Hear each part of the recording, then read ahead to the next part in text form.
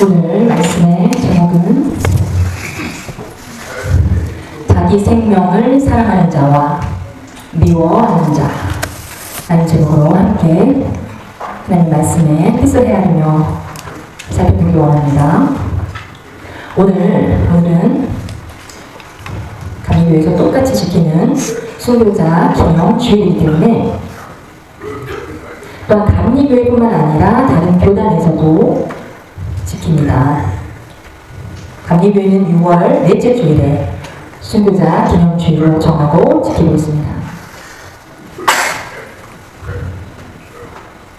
그래서 이에 맞는 설교 제목을 정했습니다. 여러분, 그냥 병들거나 사고로 죽거나 나이 들어 죽거나 여러 가지 죽음의 사유가 있습니다. 그러나 오늘은 세 가지 순국이라는 말은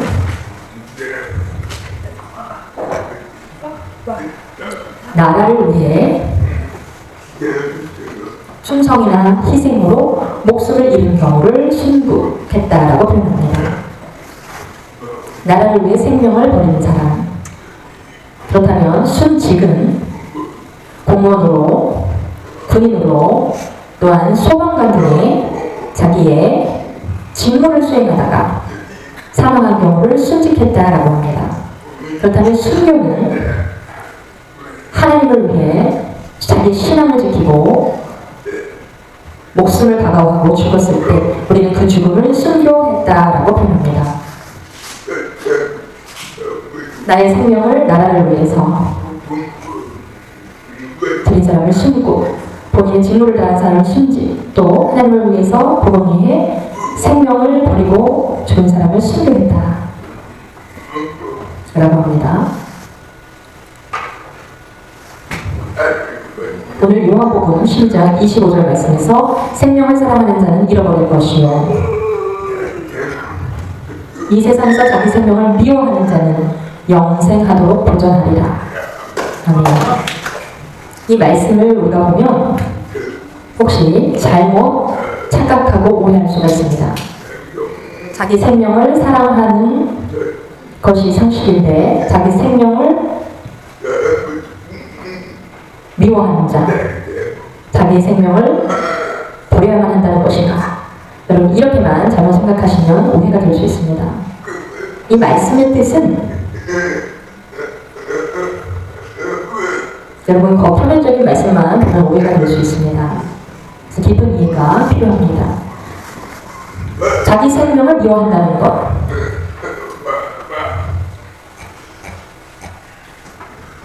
우리가 몇 년 전에 용인 기독교 순교자 기념관에 다녀왔는데요. 우리나라에 일본의 압제적에서 신사참배 때 잡혀가 감옥에 갇히거나 죽임을 당한 순교자들입니다.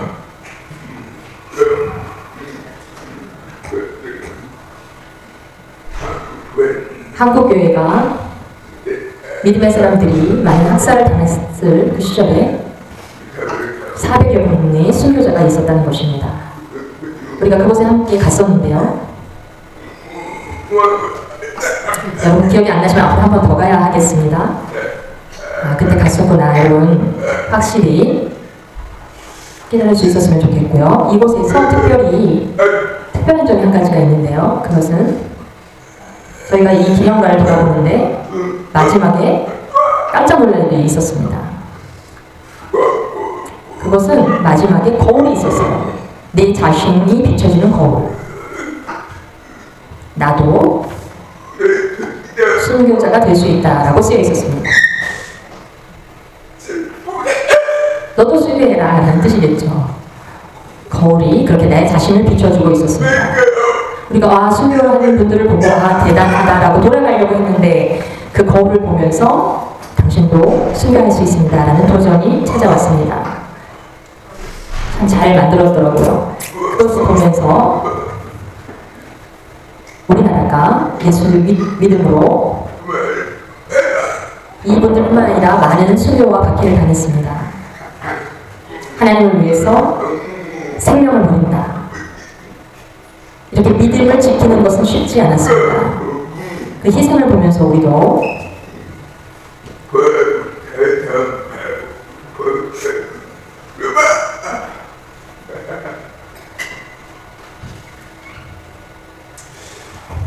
이렇게 순교한다는 것은 쉽지 않습니다. 나는 순교를 못하겠어요 하고 몸을 살 수도 있습니다. 그러나 과거와 오늘날의 분위기는 서로 다릅니다. 과거에는 믿음이 뜨거웠습니다. 하나님을 향한 사랑이 뜨거웠고, 그러나 요즘의 신앙인들은 옛날에는 전도하기 위해서, 예배드리기 위해서 아주 많은 길을 걸어다닐 만큼 희생했지만 요즘은 참 편하게 자가용 흘러다니면서 이렇게 편한 신앙생활을 하다 보니까 순교하는 삶이 쉽지가 않습니다.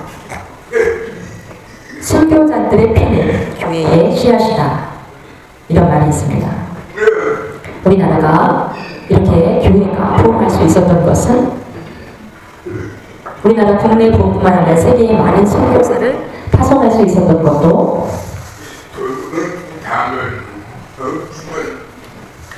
한국이 2만 선교사를 파송합니다. 특별히 한국에서 선교사를 많이 파송해 보냈는데요. 그것은 교회가 세워진 것뿐만 아니라 하나님의 나라의 확장을 위해서 계속 그 열정으로 왔다는 것은 그 순교자들의 피와 희생이 씨앗이 되었다는 것입니다.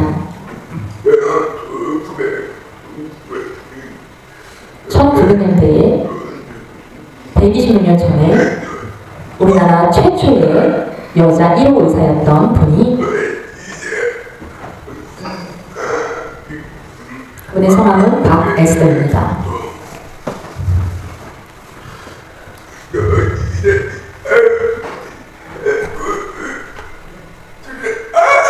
여러분, 여자분이 아이를 낳을 때 여자 의사가 있으면 얼마나 편합니까? 얼마나 심리적으로 안정됩니까? 그런 것처럼 우리나라 최초의 1호 여자 의사였습니다.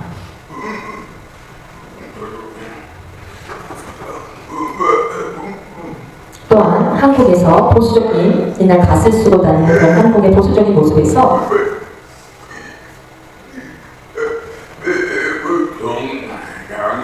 백정과 양반의 신분 차이가 너무나 컸습니다. 백정은 공부를 시키지 않고 일을 했습니다. 근데 서양 선교사님들이 와서 학교를 세우고 병원을 세우고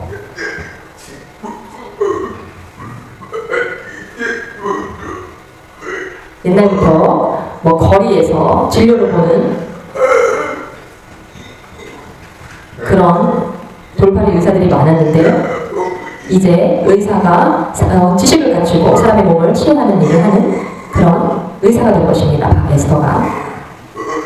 박 의사 선생님이 또한 가난한 집안 형편이 가난해서 서양 선교사에게 부탁해서 우리 딸을 그 아버지가 공부시켜달라고, 돈 없는 대신 제가 총으로 일하겠습니다, 무슨 일이든지 하겠습니다, 그렇게 간청하여서 공부를 시켰는데요. 이 박에스더는 너무나 공부를 잘했습니다. 영어도 빨리 배우고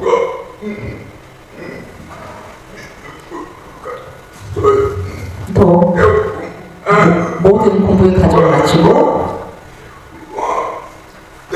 이와 땅에서 공부를 마쳤습니다. 그리고 20살 때 미국으로 건너가 볼티모어에서 우리 세계명화 선교를 했던 곳입니다. 볼티모어에서 공부하게 되었습니다. 의학을 전문적으로 배우고 경험하고, 그리고 미국에 유학을 가서 공부를 해보니까 미국에서 사는 생활, 도시와 또 모든 수색생 생활들이 한국하고는 비교되지도 않았습니다. 한국은 여전히 푸세식으로 너무나 비위생적인 환경에서, 여러분도 푸세식 화장실에 사용해 보신 적 있으시죠? 그 문화의 차이가 하늘과 땅 차이였습니다. 공부를 다 마치고 의과 과정을 졸업했기 때문에 미국에서도 살 수도 있었지만 한국으로 돌아왔습니다. 한국을 위해서 봉사하다가 이른 나이에 36의 나이에 돌아가셨습니다. 옛날에 한국의 환경은 주변이 위생적으로 청결하지 않았기 때문에 병에 감염될 확률이 높았습니다. 이처럼 여의사가 생긴 것은 서양 선교사님들 때문입니다. 이것도 우리 성도들과 함께 저는 가봤는데요. 외국인 선교사 묘원입니다.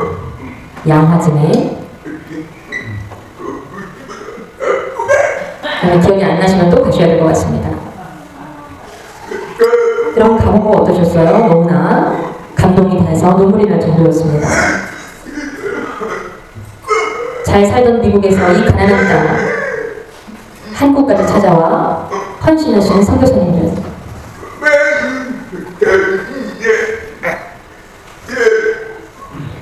오직 예수 그리스도의 복음 때문에 하나님의 사랑을 깨달았기 때문에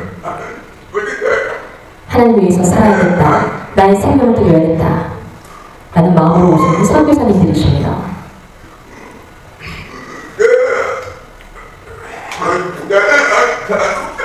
그리고 선교사님뿐만 아니라 그 자녀들까지 묻혀 있습니다. 이렇게 서양 선교사들이 한국을 집중해서 사랑하고 섬겼던 것입니다. 그래서 우리나라는 이 복음의 축복을 받았습니다. 그냥 자연적으로 온 것이 아니라 하나님의 은혜였습니다. 전적인 하나님이 우리나라를 사랑해 주셨던 은혜 때문에 일어난 일이었습니다. 그래서 내 감사를 한 번 더 올려드리기를 축복합니다. 전에 제가 말씀을 드렸듯이 다시 한번 말씀드립니다. 록펠러는 미국의 부유한 사람입니다.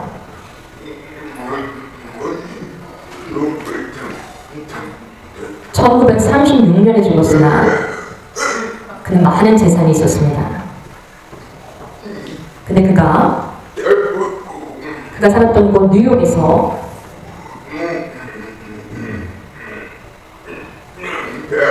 사람들에게 물값을, 뉴욕 시민들에게 물값을 공짜로 해주었습니다. 뉴욕만 언제까지? 2036년 말까지. 앞으로 10일 후면 다시 물세를 내야 합니다. 100년 동안 그는 뉴욕 시민들에게 물을 제공했습니다. 무료로. 지금 뉴욕은 물값을 내지 않습니다. 회사들은 돈을 내야 되고요. 개인 집은 물값을 내지 않습니다. 여러분 잘 생각해 보십시오. 뉴욕에 살면서 두 가지.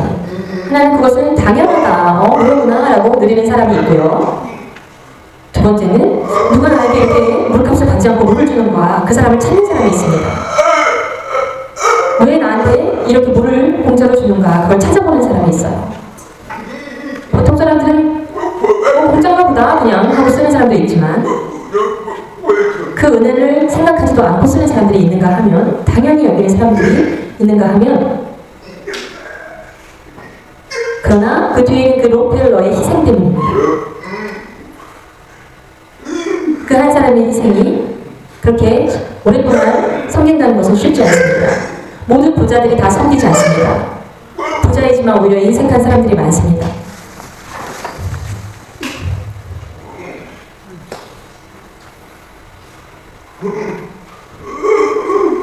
그렇게 예수님의 십자가도 2000년 전에 예수님께서 십자가에 달려 돌아가셨습니다. 예수님께서 왜 달려 돌아가셨을까? 그게 나랑 무슨 상관이에요? 물을 쓰면서도, 물을 공짜로 쓰면서도 나랑 무슨 상관이에요? 하는 사람들처럼 성경의 로마서를 읽어보면 그리스도 안에 있는 그리스도의 속량으로 말미암아 값없이 의롭게 된 자라 여김을 받았다고 했습니다. 이 속량, 그것은 예수님께서 십자가에 달려 돌아가심으로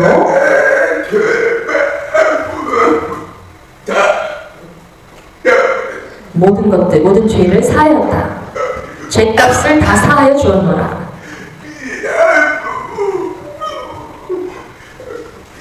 예수님을 믿으면 내가 잘못한 모든 죄값을 치러야 할 것들을 용서받는다는 것입니다.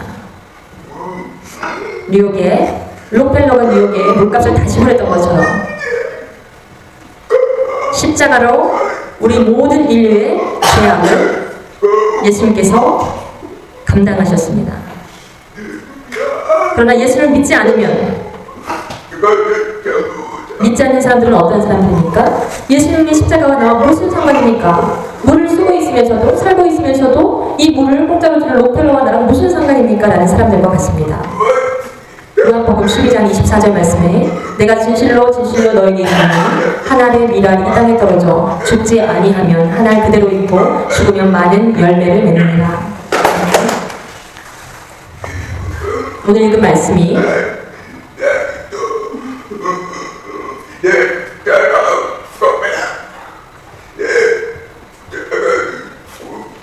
한 알의 밀알이 땅에 떨어져, 그것은 우리를 죄악에서 구원받게 하시려는, 하나님의 자녀가 되게 하시려는, 천국의 백성이 되게 하시려는 예수님의 희생입니다. 그 희생 때문에 우리가 이 은혜를 얻었다라는 것입니다. 그 은혜가 얼마나 큰지요. 그렇기에 자기 생명을 사랑한다는 것은 무슨 뜻입니까?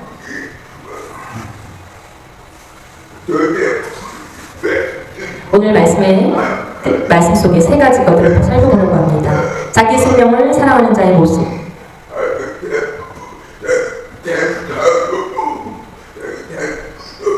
자기 생명을 사랑하는 자와 미워하는 자가 있습니다. 그렇다면 자기 생명을 사랑하는 자의 모습은 자기 생명을 하나님보다 더 기뻐하여 육신의 쾌락과 욕망을 따르는 삶입니다.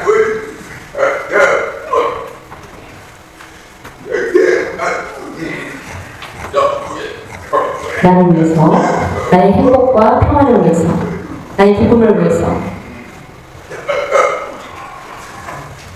그렇기에 그 삶은 하나님과 관계없는 삶으로 살아가게 됩니다. 그렇다면 자기 생명을 미워하는 자의 모습은 자기 생명을 한찮게 여기고 하나님을 귀하게 여겨서 모든 것을 하나님을 위해 기꺼이 희생하는 것입니다. 희생할 수 있는 사람이라는 얘기죠. 여러분 잘 아신 것처럼 다니엘의 세 친구가 왕이 우상을 만든 후에 명령합니다. 그 우상 앞에 절하라. 만약 절하지 아니하면 풀로 던지우리라. 보통 온도가 2000에서 3000도씩 되는 풀로불입니다. 사람을 던지면 가루가 되어 녹아져 내릴 만큼 다니엘의 세 친구는 사드락과 메삭과 아벳느고였습니다. 이 세 사람은 하나님을 섬기는 사람들이었고 우상에게 절하지 않았습니다. 나는 하나님을 섬기기에 우상에게 절하지 않겠습니다. 라고 했더니 그렇다면 너희를 풀무불을 보통보다 7배나 더 뜨겁게 하여 던지겠다고 합니다. 살 수 있겠습니까?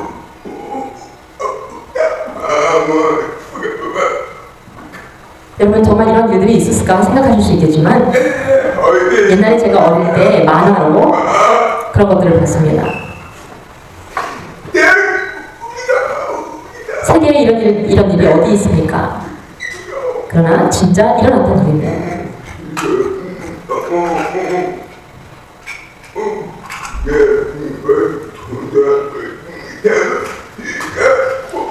세 사람을 던졌는데 풀물불에 네 사람의 형상이 보였습니다.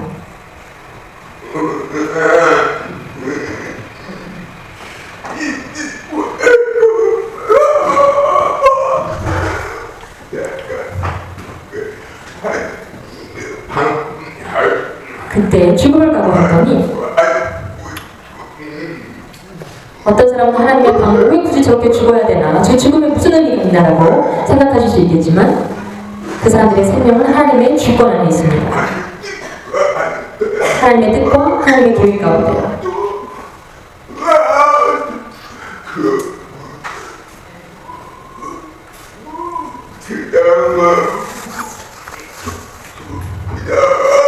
죽음을 가까웠을 때 기적이 일어날 수도 있고 또 순교를 당할 수도 있습니다. 여러분, 스데반 집사님은 최초의 순교자였습니다. 집사님인데 예수님의 제자가 먼저 순교한 것이 아니고 스데반 집사가 먼저 순교하게 됩니다. 얼마나 위대한 믿음을 가지고 있는지요.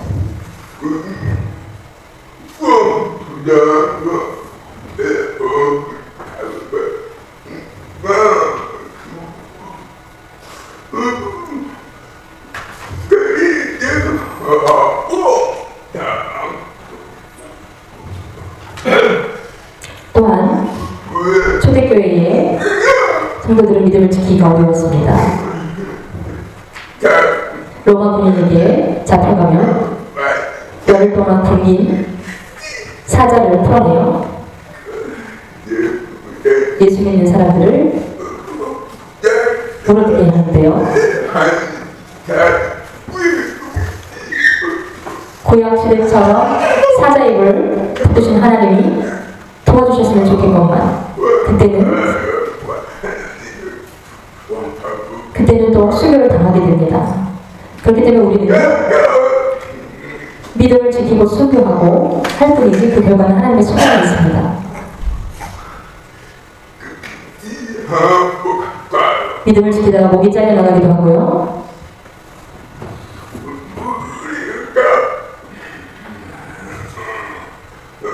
폴리감이라는 사람은 나이 88세에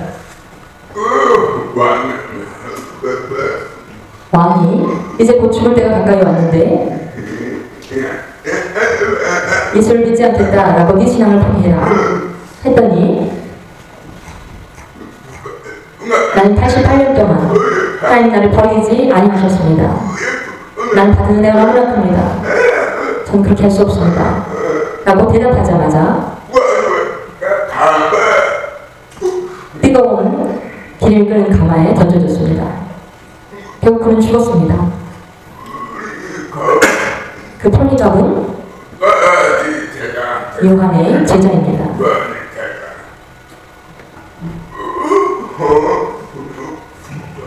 이렇게 순교한 사람들이 너무나 많습니다.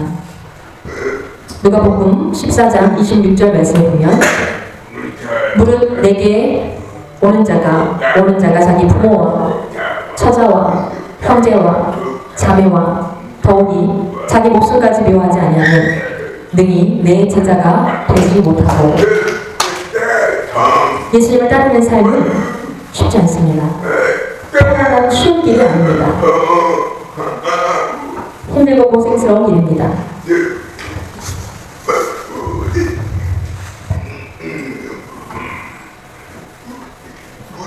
그 믿음의 훈련을 통해서 결국 칭찬의 훈련을 통해서 인내하고 훈련받았습니다.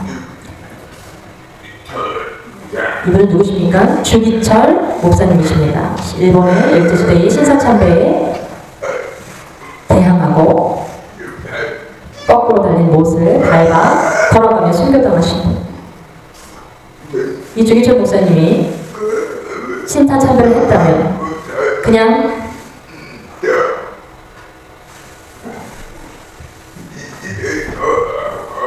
편하게 살 수도 있었을 텐데 그분은 일사각오 죽음을 두려워하지 않는 결단을 보여주셨습니다.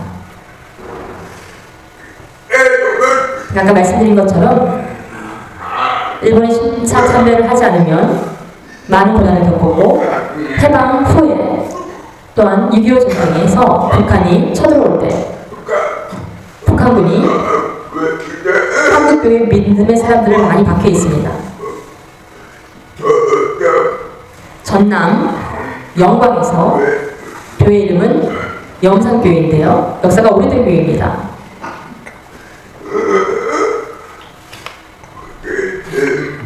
댐이 열려서 막 사람들이 떠밀려 내려오는데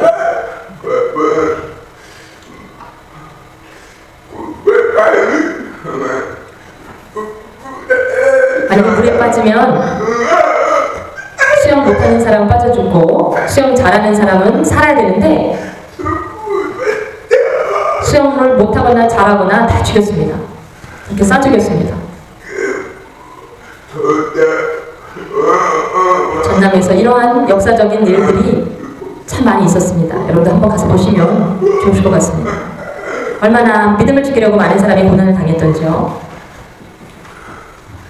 또한 일본 사람들이 예수 믿는 사람들에게 돌로 묶어서 수영을 못하게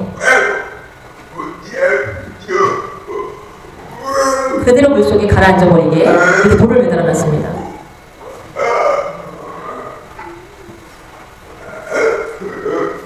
이로 인해 많은 사람들이 죽었습니다. 특별히 믿음 있는 사람들을 집중하여 살해했습니다.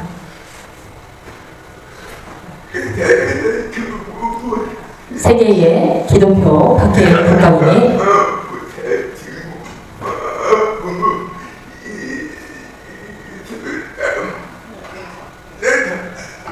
이슬람이 제일 많습니다. 사우디 쪽에 또 이란, 아프리카도 포함되어 있습니다. 또 작게 보이는 북한,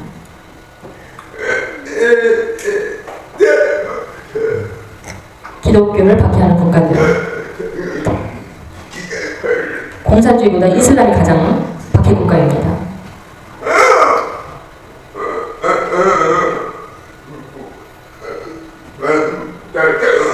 이슬람은 목을 잘라서 기독교로 개종하면 목을 잘라버립니다. 또한 유독 기독교만 박해하는 이유, 왜 이렇게 기독교를 말살시키려고 박해할까요? 다른 불교, 다른 종교에는 그것들이 없습니다.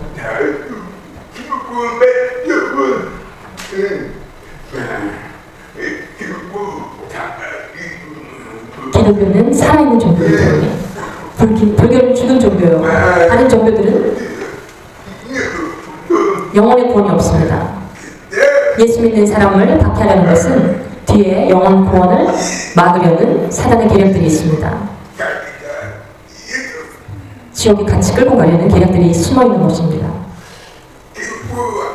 기독교 박해국가 순위를 매겨보면 5위가 수단, 그 다음 아프가니스탄, 그 다음에 소말리아, 4위는 파키스탄, 아프가니스탄, 그 다음에 소말리아입니다. 그럼 1위는 어디일까요? 북한과 사우디입니다.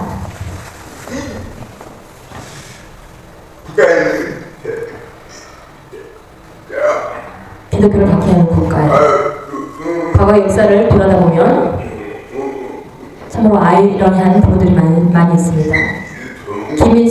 김일성 가족의 일가 가족의 사진입니다. 이 아이는 김일성이고 부모님이십니다. 그분들은 신앙이 좋은 사람들이었습니다. 어릴 때 김일성이 세례를 받았다고 합니다. 외할머니가 목사님이십니다. 외삼촌도 목사님이십니다.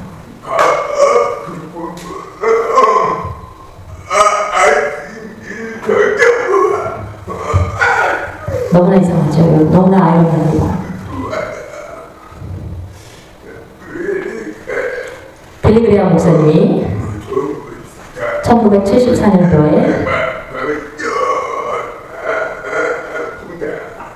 보험사로서 북한을 방문하고 김일성을 만나서 성경을 주었습니다.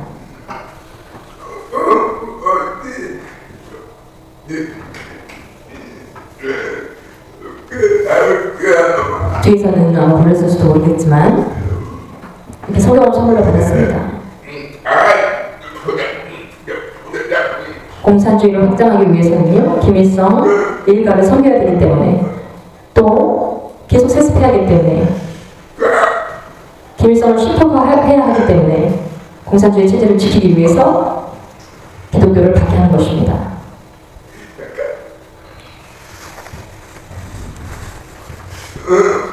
그렇다면 지금 북한에서는 숨어서 몰래 예수 믿고 예배드리는 사람들의 숫자가 30만이라고 합니다.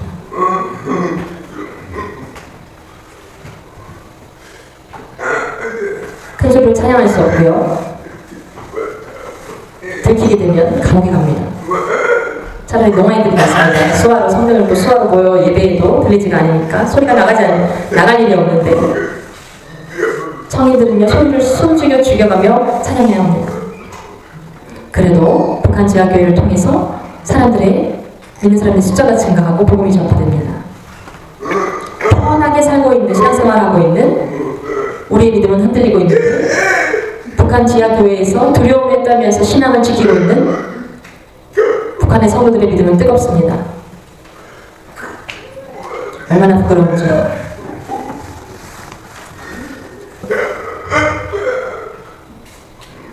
신교를 각오하고 신앙생활을 하고 있습니다. 현대 그리스도인의 신교적인 신앙은 다 죽어야 된다는 뜻이 아니라 여러분 안에 믿음을 지켜야 하는 것입니다. 상황에 흔들리지 않는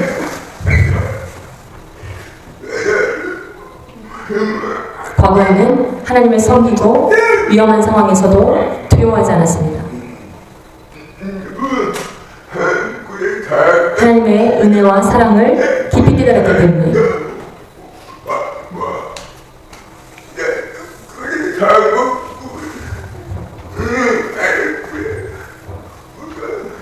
우리가 지금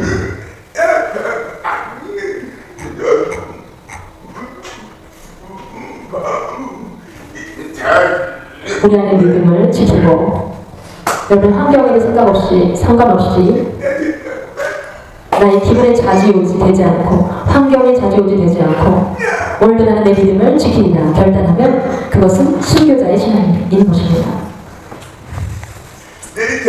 내 생명보다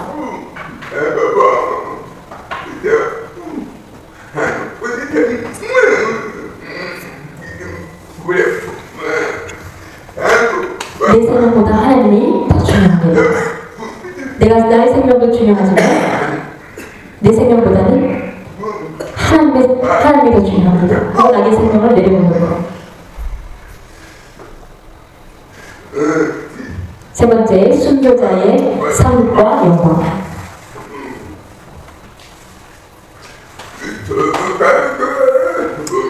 여러분 천국에 가면 각양각색의 명류관이 있는데요.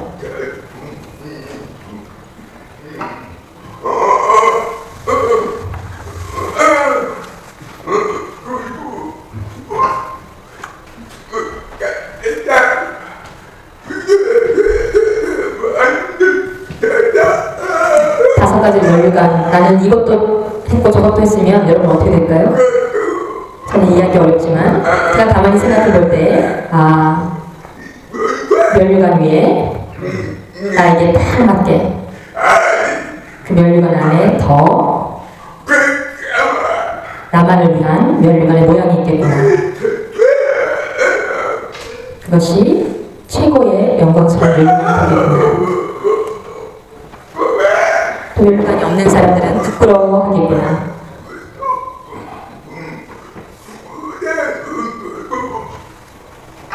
순교자의 면류관은 생명의 면류관입니다. 주님께서 주신 영광의 면류관입니다. 요한계시록 2장 10절에 내가 죽도록 충성하라 그리하면 생명의 면류관을 내게 주리라. 요한계시록 2장 10절 말씀입니다.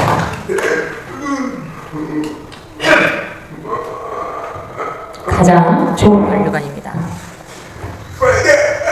누구나 가질 수 없는 것이죠. 충성한 자는 반드시 받게 됩니다. 여러분 이 멸류관을 향해서 달려가시기를 축복합니다. 또한 순교자 수가 채워질 때라는 말이 있어요. 순교자의 수가 채워지면 예수님이 다시 오신다라는 말씀이 있습니다. 순교자의 수가 아직 채워지지 않으시면 일단 요한계시록 6장 12절 11절 말씀에 보면 각각 그들에게 흰 두루마기를 주시며 이르시되 아직 잠시 동안 쉬되 그들의 동무 종들과 형제들도 자기처럼 죽임을 당하여 그 수가 차기까지 하라 하시더라.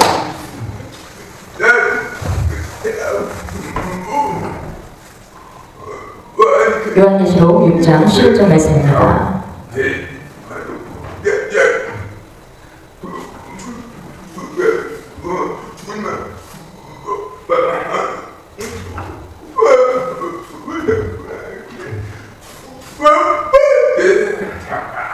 그때가 세상의 마지막이 될 것입니다.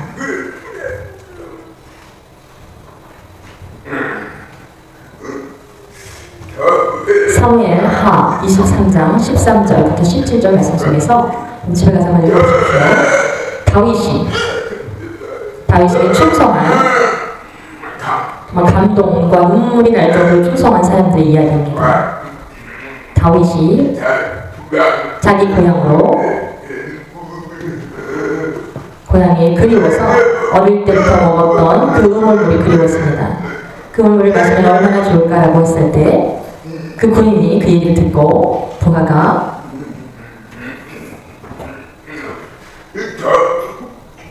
적진에 그 땅은 적진에게 속하여 있는 곳이었는데 그곳에 가기가 참으로 위험했습니다. 그러나 밤 늦은 시간에 몰래 그 부하는 그 적진으로 들어가 그 우물을 길러 가지고 다윗 왕에게 바칩니다. 그랬더니 다윗이 깜짝 놀라면서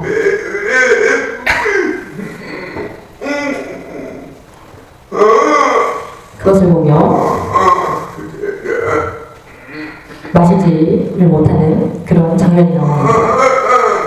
그 신하의 충성으로 인해서 제가 만약에 엉뚱한 일을 북한에서 개성에 그 물을 한번 마셔보고 싶다 라고 하면 여러분 북한 가시겠어요? 어려우시겠죠? 그럼 개성에 가서 그 물을 또 보시겠습니까?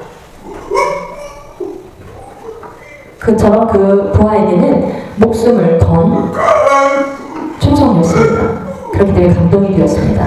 우리가 신앙생활을 할 때 하나님께 충성할 때 하나님께서 감동하시는 하나님께서 눈시울이 붉어질 정도의 그런 충성을 드릴 때 여러분에게 상이 클 것입니다.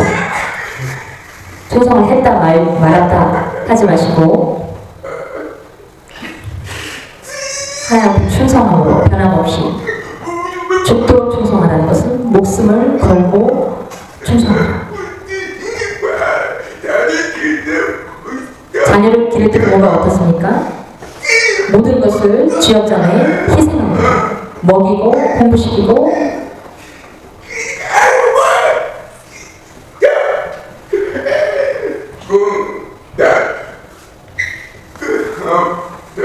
그때에 그 자녀가 그 은혜를 먹고 자라 위대한 자녀로 자라납니다.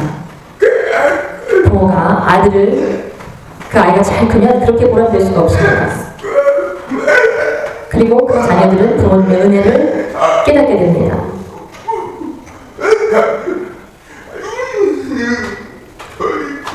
하나님께 충성할 수 있는 것은 그 은혜를 깨달은 자이기 때문입니다. 그렇기에 생명을 바치는 충성이 나오는 것입니다. 그만큼 우리 신앙생활의 삶 속에서 하나님 주신 놀라운 축복을 누리시길 축복합니다. 기도하겠습니다. 하나님 아버지 감사합니다.